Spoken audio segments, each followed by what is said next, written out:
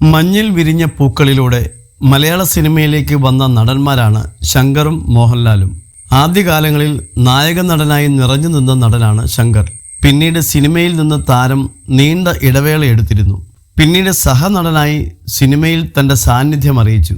പണ്ട് കാലത്തെ സിനിമാ ഗാനങ്ങളിൽ യേശുദാസിന് കൂടുതൽ അവസരം കിട്ടിയതിനെപ്പറ്റി സംസാരിക്കുകയാണ് ശങ്കർ.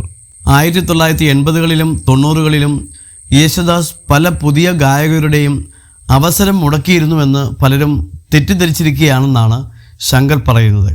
എന്നാൽ അന്നത്തെ കാലത്തെല്ലാം സിനിമാ പാട്ടുകളുടെ കാസറ്റ് വലിയ തുകയ്ക്ക് വിറ്റ് പോകണമെങ്കിൽ യേശുദാസോ ജയചന്ദ്രനോ പാടണമെന്നും അക്കാരണം കൊണ്ടാണ് ചെറിയ ഗായകർക്ക് അവസരം ലഭിക്കാത്തതെന്നും ശങ്കർ പറഞ്ഞു.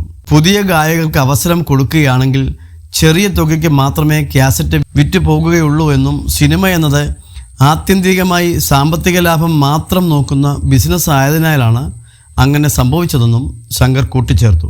പുതിയ ചിത്രമായ എഴുത്തോലയുടെ പ്രൊമോഷനുമായി ബന്ധപ്പെട്ട് ജിഞ്ചർ മീഡിയ എൻ്റർടൈൻമെൻറ്റ്സിന് നൽകിയ അഭിമുഖത്തിലാണ് താരം ഇക്കാര്യം പറഞ്ഞത്. പലരും തെറ്റിദ്ധരിച്ചിരിക്കുന്ന ഒരു കാര്യമുണ്ട്. പണ്ട് കാലത്ത് യേശുദാസ് സാർ കാരണം പല ഗായകർക്കും പാടാൻ അവസരം കിട്ടിയില്ല എന്ന്. അന്നത്തെ കാലത്ത് ഏറ്റവും വലിയ ഗായകനായിരുന്നു ദാസേട്ടൻ.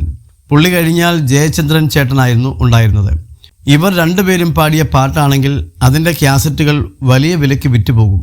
അതേസമയം ചെറിയ പാട്ടുകാരോ മറ്റോ ആണ് പാടിയതെങ്കിൽ ചെറിയ പൈസയെ കിട്ടുകയുള്ളൂ. സിനിമ എന്നത് ആത്യന്തികമായി സാമ്പത്തിക ലാഭം നോക്കുന്ന ബിസിനസ് ആയതുകൊണ്ട് പല പ്രൊഡ്യൂസേഴ്സും യേശുദാസിനെ കൊണ്ടേ പാടിക്കാൻ നോക്കുകയുള്ളൂ. എന്നാൽ ഇന്ന് കാര്യങ്ങൾ അങ്ങനെയല്ല. കഴിവുള്ള ആർക്കും മുന്നോട്ട് വരാം. സപ്പോർട്ട് ചെയ്യാൻ പല സൗകര്യങ്ങളുമുണ്ട്. അതുകൊണ്ടാണ് ഇപ്പോൾ കൂടുതലായി പുതിയ ആളുകൾക്ക് ചാൻസ് കിട്ടുന്നത്, ശങ്കർ പറഞ്ഞു.